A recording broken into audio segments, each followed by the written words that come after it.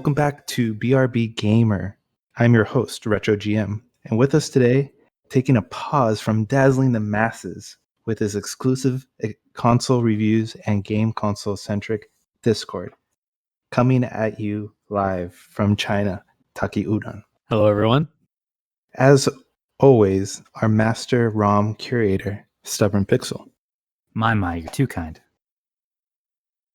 All right, so let me get started by saying that I'm a fan of your content. You entice me to pick up a bunch of Chinese handhelds that rival my Game Boys for playtime. And thanks to your Discord, Stubborn, and a group of us that started the Retro Enthusiasts group got connected.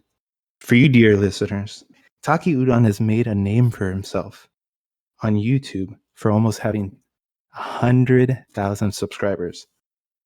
Reviewing and previewing all the new gaming tech coming from China, along with guides and even the developer interviews. Welcome, Taki. Thanks for having me on. All right. So tell us how you got in the game, how you got started with reviewing handhelds. So the story is not really as eventful as most people would think. Last year, Anbernic had their RG 350, RG, what the hell? RG 350. I haven't said it in such a long time. So I had a YouTube channel before the one that I have now that I played games on, and when I was in America, I always wanted to buy these handheld systems, but I'm a cheap ass, and I never wanted to buy one because I didn't know if it was good or not. So when I was finally here, I was like, okay, I'm gonna buy them all because the price is like half of what it is overseas, so I can just test them out and find out which one is garbage. So I bought the LDK because it had really good videos about it. And then when I got it, I was like, this thing is so garbage. Why is nobody, saying that it's as bad as it actually is? It's just, you can just see it when you have it in your hands. So I knew that one wasn't for me. I bought a couple of other ones. I bought both LDKs. I liked one of them over the other one. And then I bought the RG300. And at that time, there was news of their new device, the RG350, and it was supposed to have a lot more power, and it was going to be able to play all the systems that I really wanted to play. But I wanted to get my hands on it earlier than anybody else.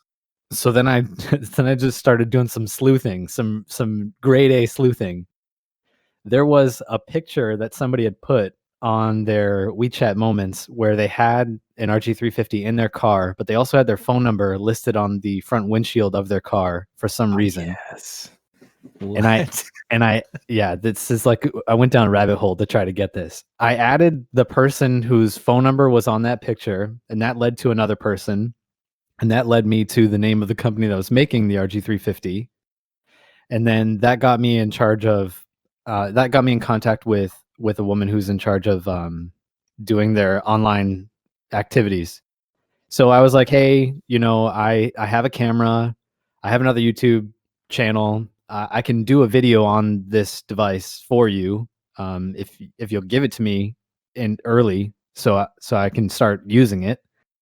And I was like, you really have nothing to lose because, I mean, all of my equipment is the exact same equipment that other people have, so I can produce a video really easily. So they were like, okay, sure. And they sent me one over, and then I didn't hear anything else from them at all. So people originally thought that the video that I did was like advertising for them. I didn't know anybody at that company at all. I just knew that one girl that gave me the device, and I didn't need to talk to her after she gave it to me. So then I had the device, I played around with it a lot, and I put up a video on a YouTube channel that I was planning on starting on doing different games for, and I just tested the device out, and it started getting super popular. And then I just used it enough that I had enough footage to be able to do a review for it. And then I just said, I'm going to try my best to do a really good job on this because, I mean, they gave the device to me for free. And I had a blast making the video. And then after I put the video out, it just became like super popular, even way more popular than any of the videos that I had done for the year prior on a different YouTube channel. So I was like, okay, I can do this. And then, over the next couple of weeks, my subscriber count on the channel that I have now eclipsed the channel that I had worked on so much more to get to 10,000 subscribers. So I was like, okay, I'm switching the second channel to the main channel, and it kind of just went from there, just connecting to people to get other devices. Dude, that's so rad. Yeah, it was a wild ride. In your first video now is at 200,000 views for the RG350. That's incredible. Yeah, back then, if I got 1,000 views on something, I was happy. And when I did the review, the main review, I would like refresh the YouTube page, and I just got just an insane amount of subscribers every time I did it. It was like, before I would be happy if I got like 50 subscribers in like a week on a different YouTube channel. But this one was like 50 every time I would hit the refresh button, because I did put a message in the beginning of the video saying, you know, if you guys want these kind of videos in the future, the only way I'm going to get them is if I have a high subscriber count, because the only thing that some of these people care about is if you have subscribers, even if those subscribers are not active on your channel. You know, because it's really easy to get a high total if you've been doing it for a long time, but none of those people are watching any of your shit anymore. So it doesn't really matter. And it's hard to tell these Chinese manufacturers that the number it doesn't matter. It's a facade. It doesn't equal anything. Yeah, I mean, it's very true. But you've cultivated this whole thing. So that got me, that success got me into communication with other companies, and then you know, there's been burned bridges throughout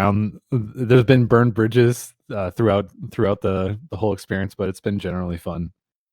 That's awesome. Yeah, and this whole, like, I don't know, niche hobby is blowing up in the last few years. I think people just want that callback to their nostalgia years, and just they can do it on the go, and they have kids and toddlers bouncing around, and just picking up these smaller sized handhelds is just perfect. So I think you hit on a vein that's very big, and I don't think it's going to die anytime soon. Yeah, it's actually cool what happened this last year, because if you rewind before this, the handhelds in comparison were really bad, and they were bad for a very long time. Like, they didn't really change anything every year. They would just change the shell, but it would be the same exact processor inside that really couldn't do like Super Nintendo or Game Boy Advance any way, but people kept buying them. So they're like, whatever, we'll keep pumping this stuff out. It costs us like $4 to make, but we can sell it for 50. Let's just keep doing this. But now nobody will buy those handhelds anymore, because there's better stuff that's, you know, around the same price that can do way more. Yep, and they learned their lesson from that, I hope. Like, all right, let's get out of the game. Let the quality brands take center. But you have never-ending copycats, it seems like. Yeah, it's just too easy. The cost of doing stuff here is just much lower than people would assume. Yeah, with the only exception being maybe the Pi Boy, which is on the western shores. But even that, I mean, that's using Raspberry Pi. I was in communication with them before they were making that. They were supposed to do a Kickstarter, and then I guess it just fell through with COVID and everything else. But I was excited about that handheld replacing the GPI case, but the price for that is a little bit too high for my sweet spot. For where I think you can get like the most value is definitely in the under 100 category. Right, it is a little bit pricey. I mean, it's a premium feeling handheld. I just got mine in the mail like 2 hours ago, and I ordered it the same day I got my first Retroid Pocket 2 in July 29th. So I mean, people want to talk about long wait times on shipping, and this is a Western. Yeah, but I mean, it's a Western company, but the factory for that is in the same city as me. So Really? Okay. Yeah. So it's and they had to wait and get production up, and they had shortages. I saw that, and it's an adventure out there, man. But we got a big plethora of devices now we can pick from and play Mario to our heart's content. Yeah, this year actually set back a lot of development that was supposed to already have taken place. So we won't be where we would have been this year until like the middle of next year, which is a little bit disappointing, because the things that are going to come out that people don't know about won't be as spectacular as it would have been if it would have been released this year, because the technology gets dated every day. A lot of missed opportunities. Yeah, it seems like the 3326 is pretty much run its course. Like how many more different variations on that Well, chipset can they do? there's one more that is the one that I'm potentially the most excited about because it runs Android and has a 4:3 screen, and it's the only Get device that out. can. What? It's the only device that can really give Retroid a run for their money because it can do all of the things that the Retroid can do, except the shape is not ideal at all. It's really weird, but it should be better than all of the other ones because Android 3326 is a lot better than Linux, like just orders of magnitude better. Oh, I totally agree with you there. Is this a surprise you were talking about? No, it's already been like out there. So it's called like the game station. I don't know. It looks like a Neo Geo. Game Station. Something like it's something game. I could find out by looking at the leaks, but it's been out there for like a month and a half. Really? Okay. See, now these are good. These are good little clues. Gonna have to search that out on. Is anything on AliExpress yet? No, I talked to the guy last night because there's somebody else that's making a 4:3 device, and I told him that you have to hurry up because you have competition on the horizon, and they should be priced around the same point that you are. So he said they're in mass production. They should be done in 15 days. Do these companies think you're like a consultant? No, that's the weirdest thing about this is you would think that since I'm here and I know these people that they would just ask me stuff just to avoid doing stupid things, but it doesn't really happen. Is it pride? Is it they don't think that you know enough? Well, they just want to do it their own way. Well, I've met a mix of people. There's some companies that want feedback, and there's some companies that have actually tried to get me to have some kind of like role for them to help their product development and stuff like that. And there's other companies that are just so arrogant, like just blindly arrogant. They don't care if they make bad stuff. They're just like happy catering to like 1,000 people, and that's all they'll ever do.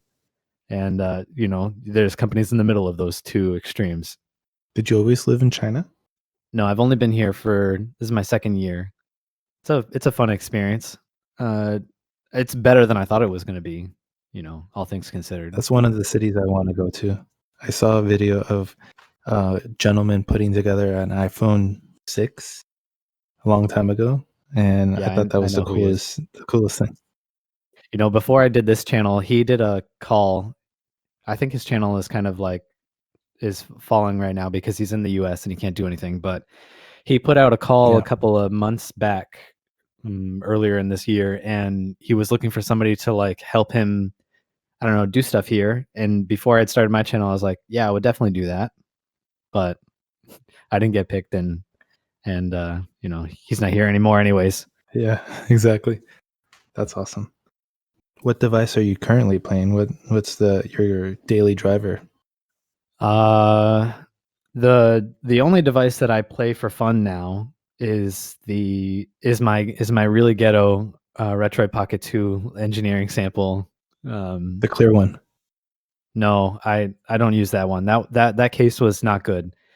I have an all black one, and then I switched out the buttons to white buttons, and it's really beat up. Like people think that, I think the conception is that for at least the Retroid Pocket that I get them all for free and blah blah blah. I gave away all of my good ones. I only have 2 garbage ones, and then I have the fantastic colors, but I'm going to give those away too because I just like the black one. I like it for the fact that there's only one in the world, and it has character. That's awesome. Really beat up, but it has the best screen. If it has I'm going to talk about it in a video that I do next week on the fantastic colors, but the screen that was in the first 700 Retroid Pockets is my favorite. The color temperature is like perfect, and then there was like there's been 3 different screens, and the current screen is the closest to the first screen, but the first screen is the best. It's the brightest, it has the best color temperature, so I'll never replace the black one that I have. That's fair. Is that a cooler temperature than the batch 2 units, or is it a No. little bit warmer? No, the batch 2 units are what I would consider to be cool. Yeah, that drives me crazy, man. The one that I have is sworn warm. I could have sworn like my first, like my blue and my yellow and my pink were warmer toned than my RS2. And this, yeah, Yeah. so this makes a lot Yeah, of so sense. your pink one is probably using, I would imagine it's using the batch 0 screen is what I call the batch 0. Was the first Yeah, it's 700. batch 0. Watch those go up in price on eBay now. Oh man. I mean, some people don't know what they've got. Some people don't know what they've got. If you Right. have a batch 1, if you have a batch 0, like a real batch 0 versus the other ones, the brightness on the later screens is 50% of the batch 0 screen. So it's really, really nice. You can use it in like direct sunlight. Wow. Perfect. Oh, that's crazy. Why don't they make more of those? Oh my God, the stories about the screen manufacturers. You could write like a dissertation on the supply chain for the Retroid Pocket 2 woes. It's really bad. Been a huge challenge. I just thought we had CPU shortages. I didn't realize that, yeah, screens were an issue and probably joysticks too, I'm guessing. Well, I'll say this: the supplier for the very first batch of screens, those first 700, he did a really, really good job of those panels. And everything's subjective. Some people like cooler temperature screens, but it just seems weird for me to play when my television set from back then was not a cool temperature. So I just remember seeing it in a warm color. But he did 700 pieces and they were really good. They passed QA, everything. And then he did another batch of like a couple, maybe over like 1,000. I don't really know the exact number, but more than 700. And those ones, if you see those screens, if you tilt the screen to the left or the right, it will be purple. Like the glass will turn purple or like magenta or something like that. Yeah. You've seen people with those. It only looks really I good have when one you're of looking those. dead on. Yeah, you have one. Yeah. Well, so what that guy did is he kind of just he made the recipe for the first screen and then he kind of flipped the script and started making a different recipe. But what usually happens when you're doing those kind of crucial components is you don't verify every single batch.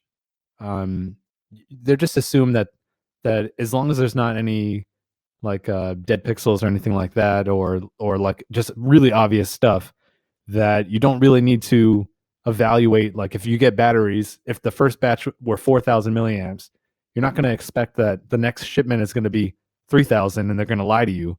That guy did a lot of lying. So that's why the purple screen thing exists, is because that guy was an asshole. Oh wow. So he skimped out after the 700 first units. Yeah.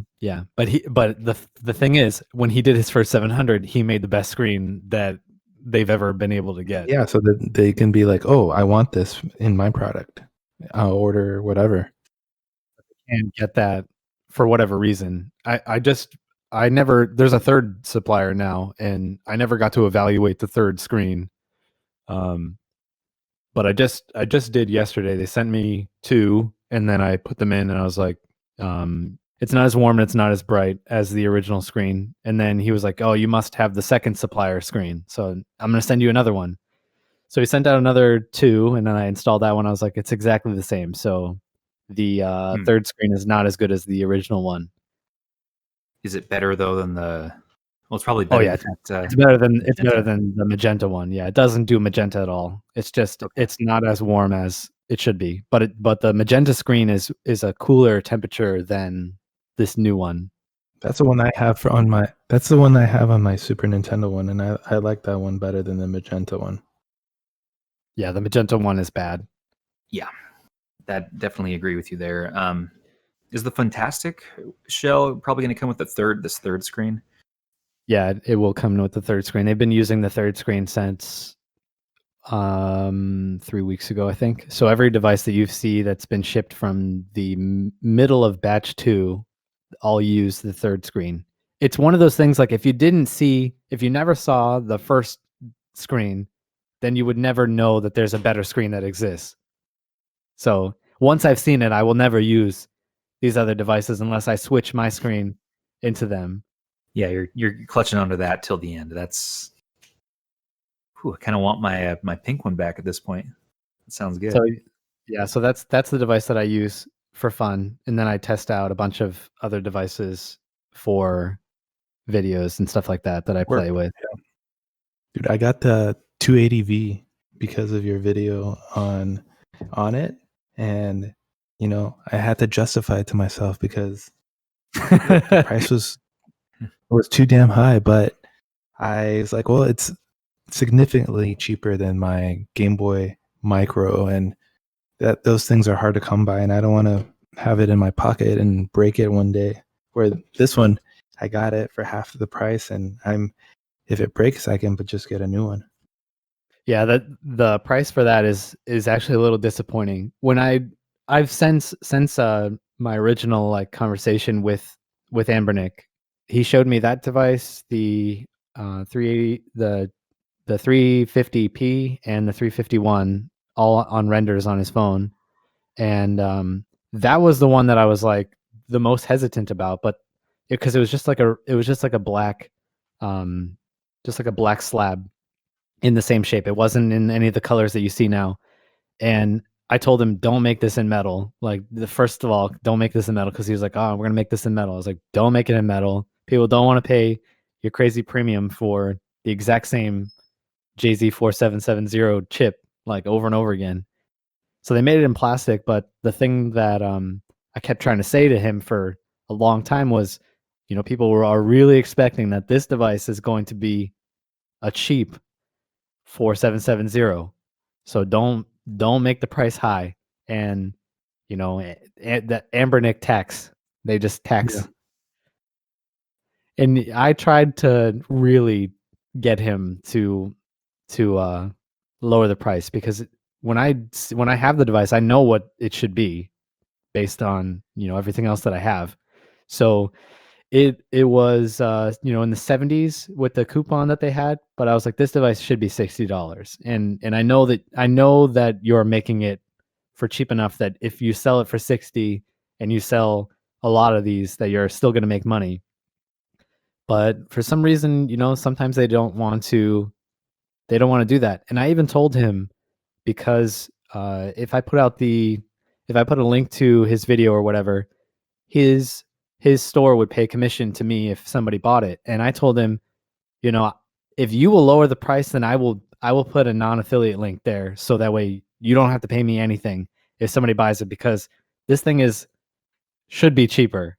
And I'm willing to just do a review video without having any monetary gain at all, except for YouTube ads, just to be able to get this price to a reasonable point, so that way you can see that you should start pricing your devices differently, because I want your company to be successful. And that didn't end up, obviously didn't end up happening, because they didn't do that. Do you think that the work that you've been putting into talking to them is doing some effect?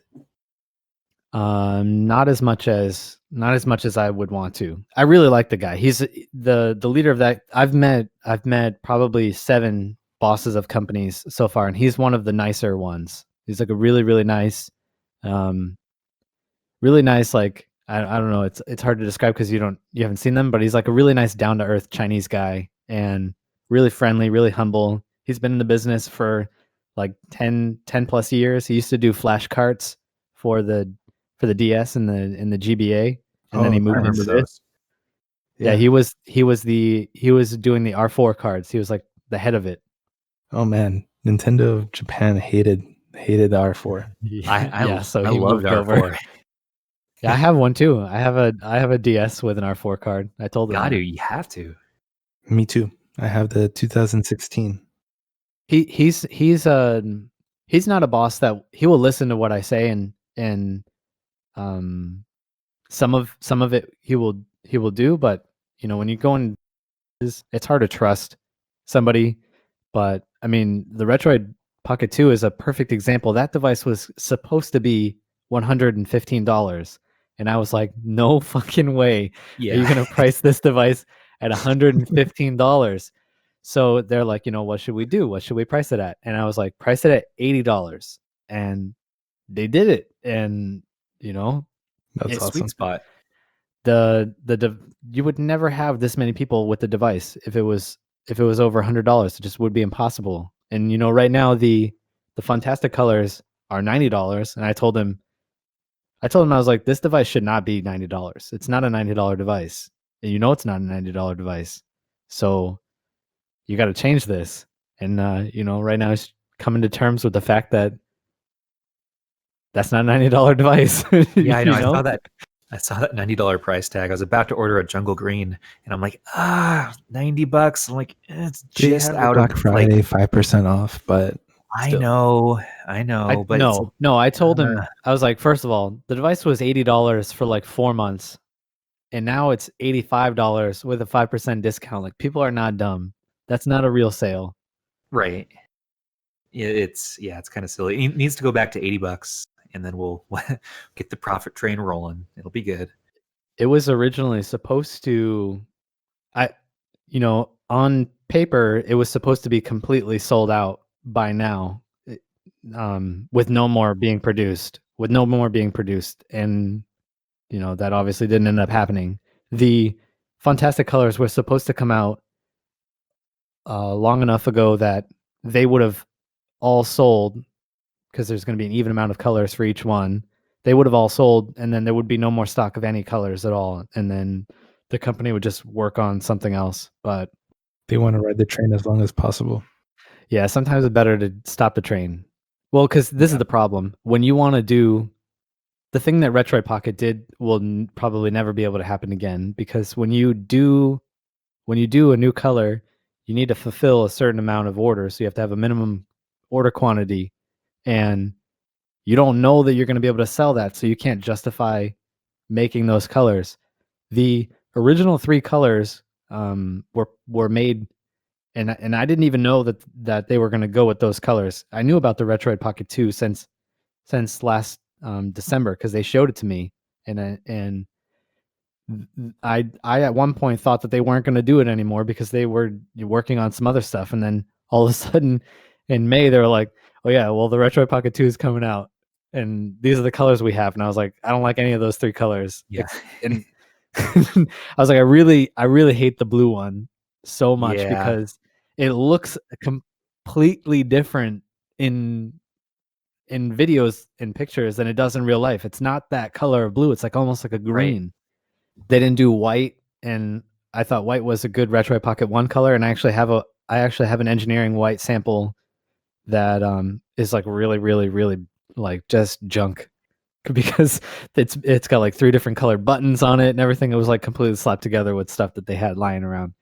And all of the subsequent colors that came out after those 3, that was like me saying, hey, I think this would be a good color. And they'd be like, cool story. And I was like, you can find out if other people like that color too, if it's just me. And then we'll and then they're like, okay, get people to vote on it. And if they vote for it, then we'll do it. So all of the colors that came out after those 3 were me saying, you should do this color. This is a cool color. And then them saying, we don't think so. And then doing those colors. Good on you, Taki. I love those colors. Those later colors are way better. The RS1. Yeah. I make sure to bring that up all the time. I make sure to say, look at all of my colors were the better colors. I mean, it's true. Like those first 3 colors, like we all bought them because that's what they had, but we all really wanted other colors. Like nobody, I mean, some people love their yellow or their orange, Bumblebee, Tonka truck orange. Tonka truck. But those later colors were just where it's at, and they're selling like crazy. It'll be interesting to see if the Fantastic will sell out at the $90 price point. Well, there's still a couple of days to see what's happening. I can try to like hand wrangle a little bit to see if he'll lower the price, because it's a good device. It's really nice. Yeah. It's the best. I have one right next to me right now. It's the best clear device the second best one that I've seen to this is the 350H. Those clear cases are really nice, really good quality. This is the closest to that.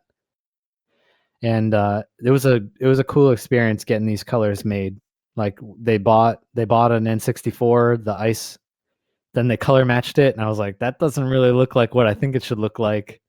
And then they sent me the N64 with the case, and like, look, it's the same color. And I was like, I think the plastic aged, so this is not the exact color. So I have that original ice that perfectly matches the N64 that they bought, but it's not the correct color. And there's only one in the world, and I'm gonna give that away to somebody that gets lucky.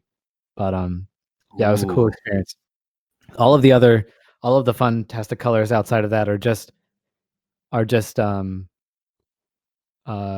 my impression of what the color should be based on like a narrow stretch of what you have to be able to paint or inject plastic with. You have to let's say like you need this exact color, but that color is not available, so you have to do like the nearest neighbor to that one.